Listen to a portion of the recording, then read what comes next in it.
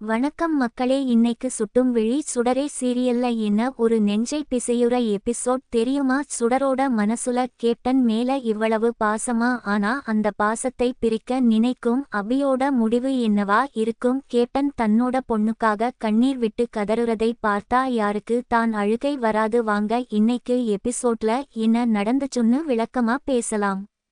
ஆரம்பத்துல பிரபாகரன் வீட்ல எல்லாரும் உட்கார்ந்து ரொம்ப தீவிரமா பேசிட்டு இருக்காங்க.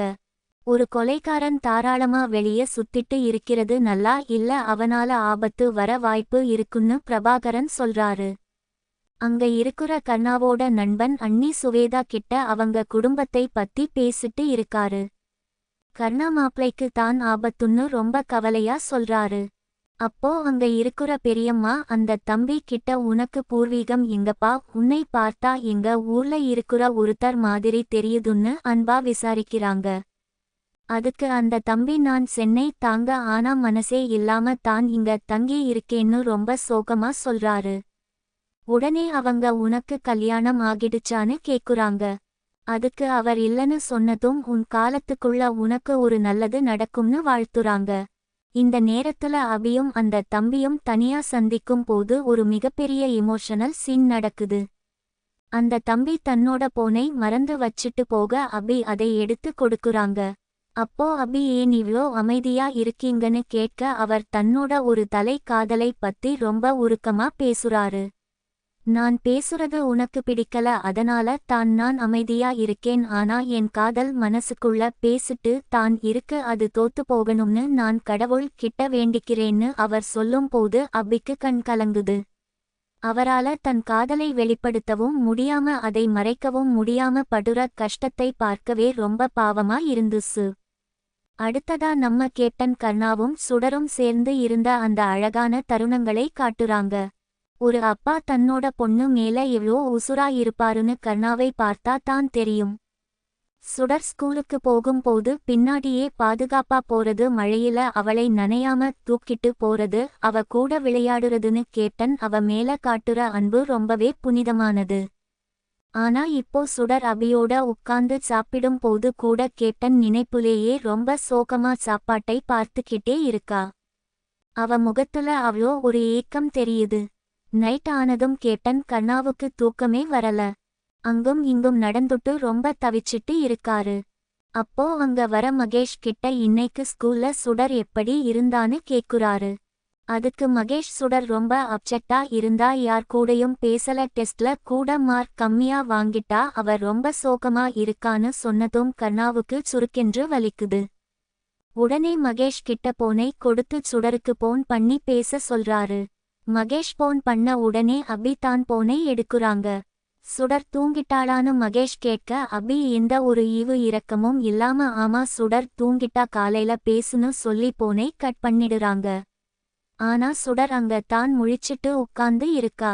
அபி சுடர் கிட்ட நீ கேப்டன் கூட பேசக்கூடாது, உன்னோட படிப்புல மட்டும் தான் கவனம் செலுத்தணும்னு ரொம்ப கோபமா ஸ்ட்ரிக்டா சொல்லிடுறாங்க. சுடர் எதுவுமே பேச முடியாம கண்ணீரோட அமைதியா இருக்கா. மறுநாள் காலையில அபியும் கர்ணாவும் உட்கார்ந்து ரொம்ப சீரியஸா பேசிட்டு இருக்காங்க.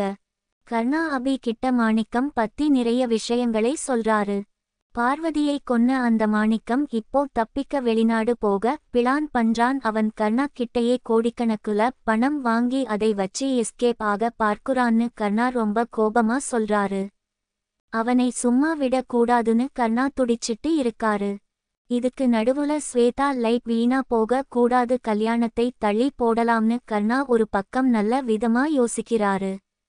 ஆனா அபி இதெல்லாம் கேட்டுட்டு சுடரோட ஸ்கூல்ல இருந்து வந்த ஒரு லெட்டரை கர்ணா கிட்ட கொடுக்குறாங்க.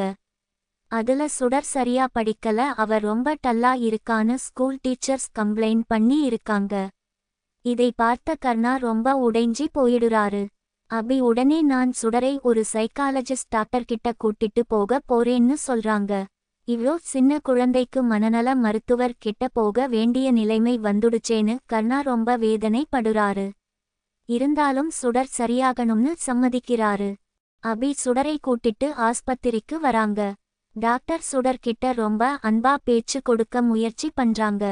உனக்கு மேக்ஸ் பிடிக்குமா, உடலுறவு பிடிக்குமான்னு டாக்டர் கேட்க சுடர் எதுக்குமே பதில் சொல்லாம அழுதுகிட்டே இருக்கா.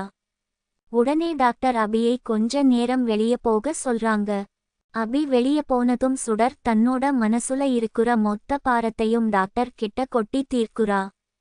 எனக்கு என் கேப்டன் மேல ரொம்ப பாசம், அவர் ரொம்ப நல்லவர், அவர் என்னை தேடி வருவார். ஆனா எங்க அம்மா தான் அவர் கூட பேச கூடாதுன்னு திட்டுறாங்க. நான் கேப்டன் கூட பேசணும்னு சுடர் கண்ணீர் விட்டு அழும்போது நமக்குள்ள ஒரு பெரிய பாரம் ஏறுது. ஒரு குழந்தை தன்னோட அப்பா பாசத்துக்காக எவ்வளோ ஏங்குதுன்னு இந்த சீன்ல ரொம்ப ஆழமா காட்டி இருக்காங்க. உடனே டாக்டர் அபியை உள்ள கூப்பிட்டு ரொம்ப தெளிவா ஒரு அட்வைஸ் கொடுக்குறாங்க. ஒரு குழந்தை அப்பா பாசத்துக்காக ஏங்குது, அந்த கேப்டன் மேல அவளுக்கு அவ்வளோ அன்பு இருக்கு, அந்த அன்பை நீங்க பிரிச்சா குழந்தை மனதளவுல ரொம்ப பாதிக்கப்படுவா, அவளுக்கு மன அழுத்தம் அதிகமாயிடும், அதனால அவளை அந்த கேப்டன் கூட பேச விடுங்கன்னு டாக்டர் கண்டிப்பா சொல்லிடுறாங்க. இதை கேட்ட அபிக்கு என்ன பண்றதுன்னே தெரியல. ஒரு பக்கம் டாக்டர் சொல்ற உண்மை, இன்னொரு பக்கம் கர்ணா மேல அவளுக்கு இருக்கிற கோபம், ரெண்டுக்கும் நடுவுல அபி ரொம்ப குழம்பி போய் நிக்கிறாங்க.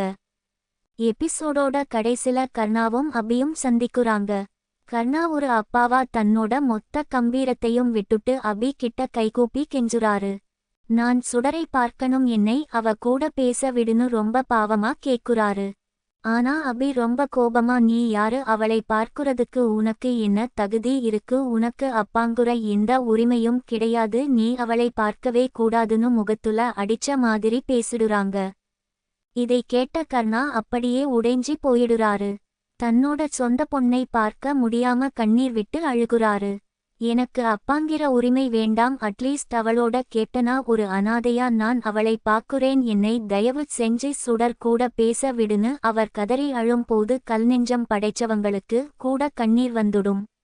அவ்வளோ ஒரு எமோஷனலா கர்ணா தன்னோட வலியை வெளிப்படுத்துறாரு. இப்படியே இந்த எபிசோட் ரொம்ப சோகமா முடிஞ்சிடுது. நாளைக்கு எபிசோட்ல என்ன நடக்க போகுதுன்னு 3 சுவாரஸ்யமான விஷயங்களை பார்க்கலாம். முதல் விஷயம், கர்ணா இப்படி கைகூப்பி கண்ணீர் விட்டு கெஞ்சுவதை பார்த்த பிறகாவது அபியோட கல்நெஞ்சம் உருகுமா, இல்ல மறுபடியும் கர்ணாவை அசிங்கப்படுத்தி அனுப்பிடுவாளா? இரண்டாவது விஷயம், சுடர் தன்னோட அம்மாவோட தடையை மீறி கேப்டனை தேடி ஓடி வந்து கட்டிப்பிடிச்சு அழுவாளா? இந்த பாசப்போராட்டம் எப்படி முடிய போகுது?